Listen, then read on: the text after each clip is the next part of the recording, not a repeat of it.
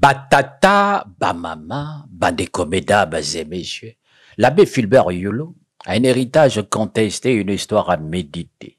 L'histoire d'un pays se façonne à travers ses hommes. Fulbert Yolo, premier président de la République du Congo, est l'un de ces personnages qui ont marqué le destin de leur nation. À la fois prêtre, politicien et stratège, il a conduit le Congo à l'indépendance en 1960, avant d'être balayé 3 ans plus tard par une révolte populaire. Un homme de pouvoir, certes, mais aussi une figure paradoxale, naviguant entre autoritarisme et modernité, ambition et corruption, foi et manipulation. Aujourd'hui, alors que le Congo peine à sortir d'un cycle interminable de crises et de mauvaise gouvernance, que reste-t-il de l'ère Yulu? Qu'a-t-il laissé derrière lui et comment comprendre son passage au sommet de l'État?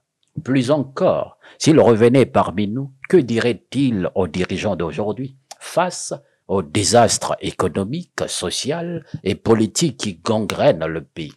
Batata, bamama, bandeko, mesdames et messieurs, né en 1917 à Madibou, Fulbert Yulu s'engage dans la prêtrise avec ferveur. Il est ordonné en 1946, mais très vite son goût pour le pouvoir dépasse les murs de l'Église. Éloquent, charismatique et fin stratège, il comprend que la politique est un terrain où il peut peser. Il s'allie aux masses populaires, notamment aux Lari, et se forge une image d'homme providentiel, alliant mysticisme et pragmatisme politique.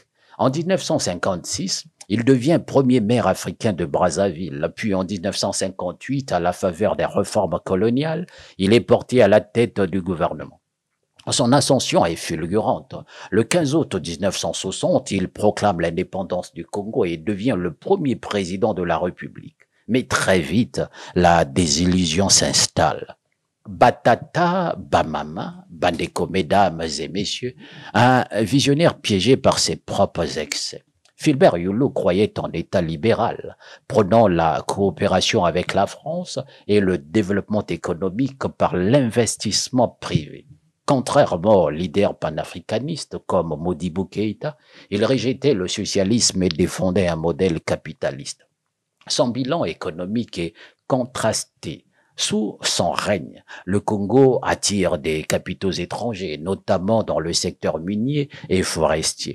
Le pays enregistre une croissance, des infrastructures sont modernisées et l'éducation est fortement financée. Mais en parallèle, l'élite politique s'accapare les richesses, vivant dans un luxe indécent pendant que la population peine à voir les bénéfices de cette prospérité. Les signes d'une dérive autoritaire apparaissent rapidement.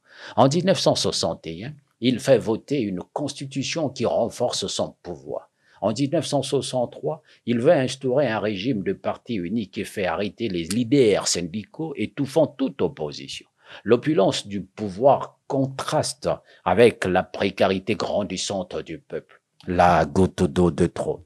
Batata, bamama, bandeko, mesdames et messieurs, les 13, 14, 15 août 1963, le peuple congolais se soulève. La révolution des Trois Glorieuses s'éclate. L'armée le lâche. La France refuse de l'aider. Isolé, il démissionne et est emprisonné 2 ans plus tard grâce à une discrète aide d'Alphonse Massamba Deba. Il s'évade et trouve refuge à Kinshasa avant d'être exilé en Espagne sous la dictature de Franco. Il meurt en exil en 1972 dans l'oubli et le mépris. Son corps ramené au Congo est inhumé sans honneur, sans reconnaissance officielle, comme si l'histoire voulait effacer son nom. Batata, bamama, bandeko, mesdames et messieurs, de Yulu à aujourd'hui, qu'a-t-on vraiment changé? Les dirigeants qui l'ont remplacé se sont-ils montrés meilleurs que lui? Hier, Yulu menait une politique économique élitiste, favorisant les cercles du pouvoir. Aujourd'hui, le pays est pillé par une classe dirigeante qui vit dans un luxe insolent pendant que le peuple croupit dans la misère. Hier, Yulu voulait concentrer le pouvoir entre ses mains, étouffant toute opposition. Aujourd'hui, le Congo est dirigé par des hommes qui verrouillent les institutions, achètent les consciences et répriment toute contestation. Hier, La chute de Yulo était un espoir de changement. Aujourd'hui, l'histoire semble tourner en boucle et le peuple attend toujours un vrai renouveau. Batata, Bamama, Bandeko, mesdames et messieurs, si Fulbert Yulo revenait aujourd'hui, que dirait-il à nos dirigeants? S'il se tenait face aux dirigeants actuels, il rirait peut-être, constatant que ce qu'on lui reprochait en 1963 n'était qu'une brise légère comparée à l'ouragan de mal-gouvernance actuelle. Il leur dirait, vous m'avez chassé au nom du peuple, mais qu'avez-vous fait pour lui? Vous avez dénoncé mes erreurs, mais êtes-vous meilleur que moi? Vous aviez promis la liberté, mais où sont les libertés aujourd'hui? Et au peuple congolais, il rappellerait une chose essentielle. C'est lui qui accepte l'oppression, sans se battre, on devient complice. Batata, Bamama, Bandeko, mesdames et messieurs, un héritage qui doit servir de leçon car l'abbé Fulbert Yulo n'était ni un saint ni un démon. Il était un homme avec ses ambitions, ses contradictions et ses erreurs. Il a bâti, il a fauté, il a chuté. Mais l'histoire ne doit pas être un simple livre qu'enferme. Elle est une leçon. Si l'héritage politique de Yulo a été rejeté, ses erreurs doivent nous apprendre une chose. Un pays ne se construit pas sur l'arrogance du pouvoir, mais sur l'écoute du peuple. Le Congo d'aujourd'hui est-il si différent de celui qu'il a laissé? Sommes-nous réellement sortis du cercle vicieux du clientélisme, de la corruption et de l'autoritarisme?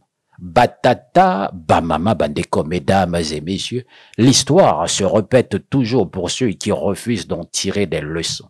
Alors, que reste-t-il de Yulo? Un nom, une chute et une question qui nous hante encore. Quand le Congo connaîtrait-il enfin un vrai changement? La question reste posée.